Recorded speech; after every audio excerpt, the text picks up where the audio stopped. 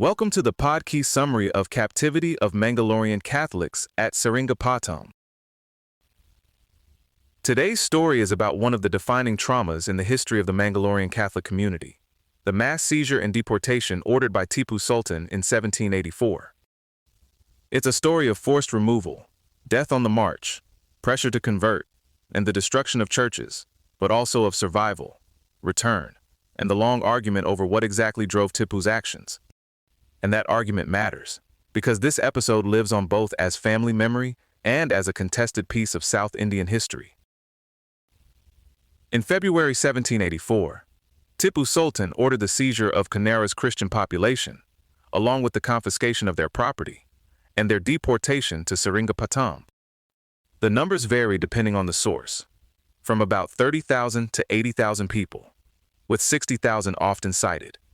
Even at the lower end, it was an enormous forced movement. Accounts say the operation was planned in secret and carried out all at once, timed to the hour of morning prayer on Ash Wednesday, the 24th of February, 1784.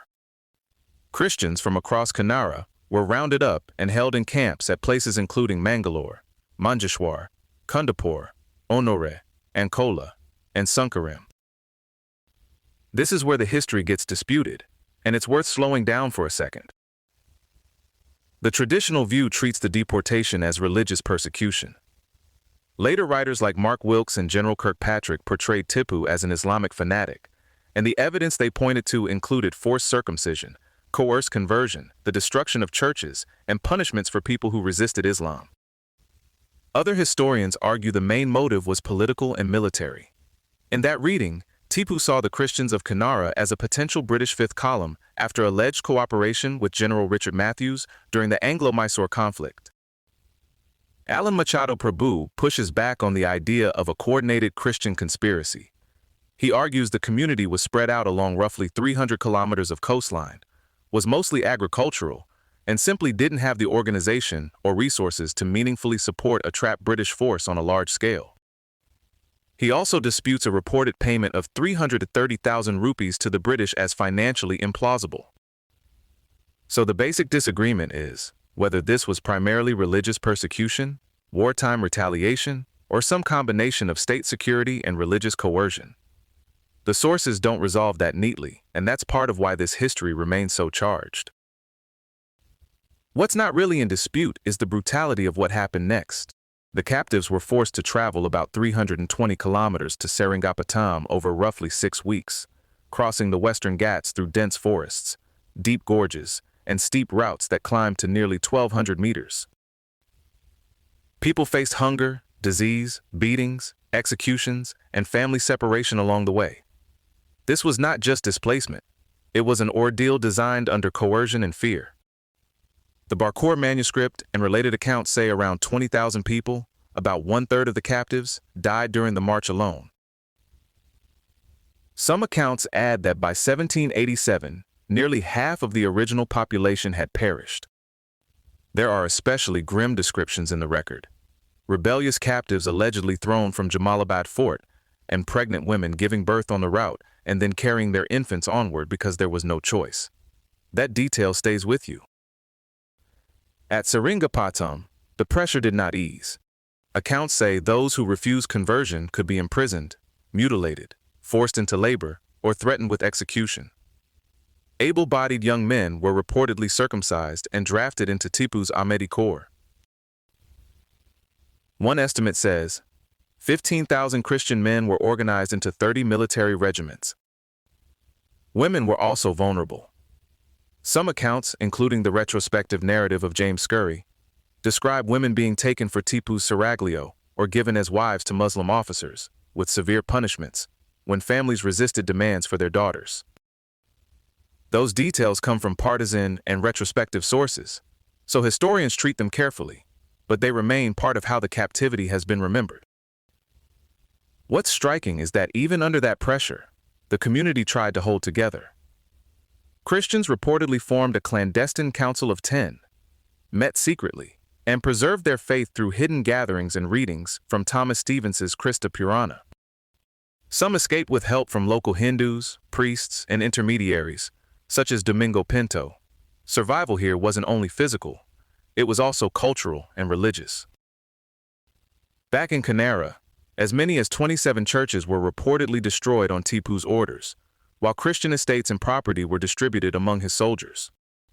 The Sultan Battery at Mangalore is said to have been built using stones taken from demolished churches, and local tradition links the stones of an Adga mosque to the former Milagres church. At the same time, not every Christian site was destroyed. Some churches, including those at Seringapatam and Balegali, were reportedly spared for very local reasons. Older ties from Hyder Ali's time, intervention by Jains, protection by Muslim officers, or even a story that a Christian woman had cured Tipu. That mix of destruction and exception tells you this wasn't a simple one-note process on the ground. Still, the damage was enormous. Church records and other materials were lost, and with them, much of the community's earlier institutional memory. Later historians had to piece the past back together from scattered manuscripts, oral traditions, and colonial records. The captivity ended with Tipu's death at the fall of Seringapatam on the 4th of May, 1799. Out of an estimated 60,000 to 80,000 captives, only about 15,000 to 20,000 were said to have survived while retaining their Catholic faith. Arthur Wellesley helped around 10,000 Christians return to Kanara, while others resettled in places like Malabar and Cork. Under British administration, officials including Thomas Munro and John Goldsborough Ravenshaw helped investigate land claims and restore confiscated estates. What followed is one of the most remarkable parts of the story.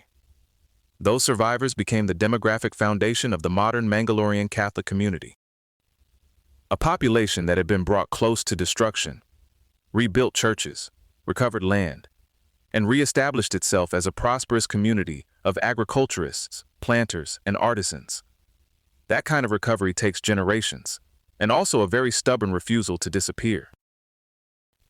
The captivity still sits at the center of Mangalorean Catholic identity.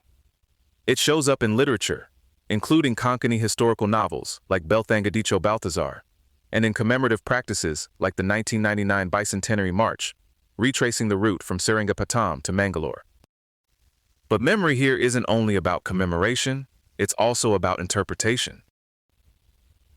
Some descendants emphasize martyrdom and religious persecution.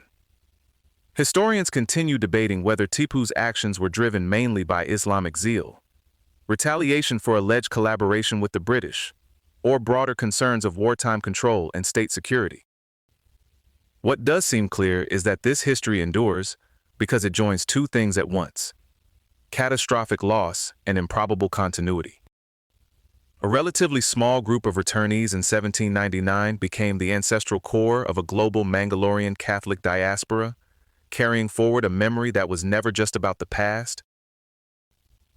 That's the arc of it: deportation, captivity, argument, survival, and rebuilding. It's a hard history, but also a reminder that communities can carry memory across astonishing breaks and still remake themselves on the other side. This episode was generated by Podkey. Create your own at podkey.fm.